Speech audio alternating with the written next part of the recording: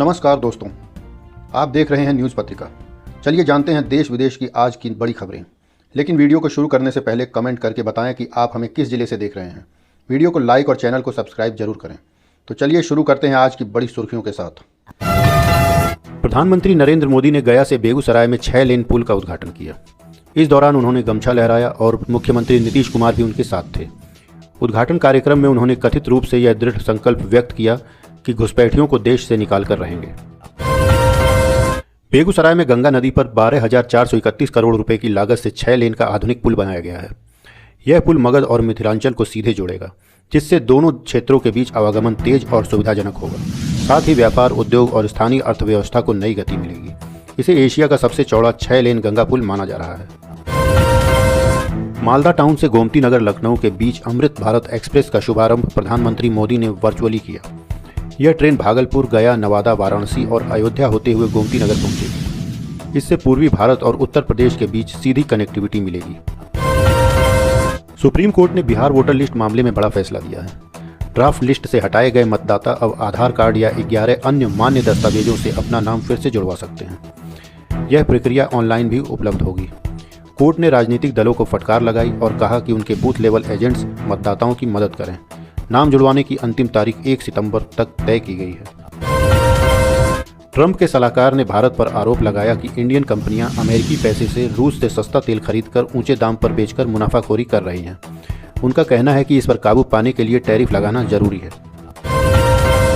South America और Antarctica के बीच Drake Passage में 7.5 तीव्रता का भूकंप आया। शुरू में सुनामी का अलर्ट जारी हुआ था, लेकिन अब खतरा टल चुका है। अब तक किसी जान माल के नुकसान की जानकारी नहीं मिली है। ट्रंप का दावा झूठा साबित हुआ। अमेरिकी एम्बेसी ने कहा भारत के चुनाव में किसी तरह की फंडिंग नहीं की गई। ट्रंप ने दावा किया था कि अमेरिका ने 182 करोड़ डॉलर दिए, लेकिन एम्बेसी ने इसे पूरी तरह गलत बताया। इंडिया गठबंधन ने पूर्व जज बी सुदर्शन रेड्डी को उपराष्ट्रपति पद का उम्मीदवार बनाया। उनका नामांकन खड़गे, सोनिया और राहुल गांधी की मौजूदगी में हुआ। चुनाव 9 सितंबर को होगा। मानसून सत्र की कार्रवाई काफ़ी हंगामे में गुजरी।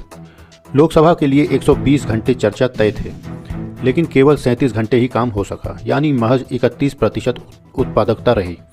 राज्यसभा में भी स्थिति बेहतर नहीं रही और वहां सिर्फ 47 घंटे ही काम हुआ, जो लगभग 38% है। इसके बावजूद सत्र के दौरान कुल 12 विधेयक पारित किए गए। इनमें सबसे अहम ऑनलाइन गेमिंग बिल रहा, जिसे लोकसभा के बाद राज्यसभा ने भी मंजूरी दे दी। हंगामे और कम कामकाज के कारण संसद का समय और संसाधन दोनों बर्बाद हुआ। हमले के बाद दिल्ली की सीएम रेखा गुप्ता को अब मिल रही है जेड श्रेणी की सुरक्षा। जन सुनवाई के दौरान हुए हमले के बाद दिल्ली की मुख्यमंत्री रेखा गुप्ता की सुरक्षा व्यवस्था को अपग्रेड कर दिया गया है।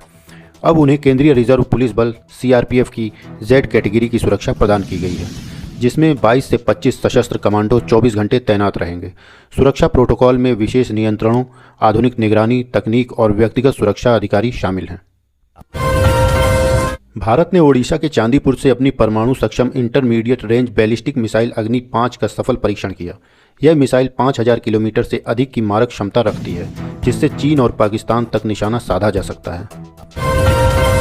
राजस्थान में मानसून फिर एक्टिव हुआ। बूंदी में बिजली गिरने का वीडियो सामने आया। पाली में गाड़ियां बारिश के पानी में बह गई।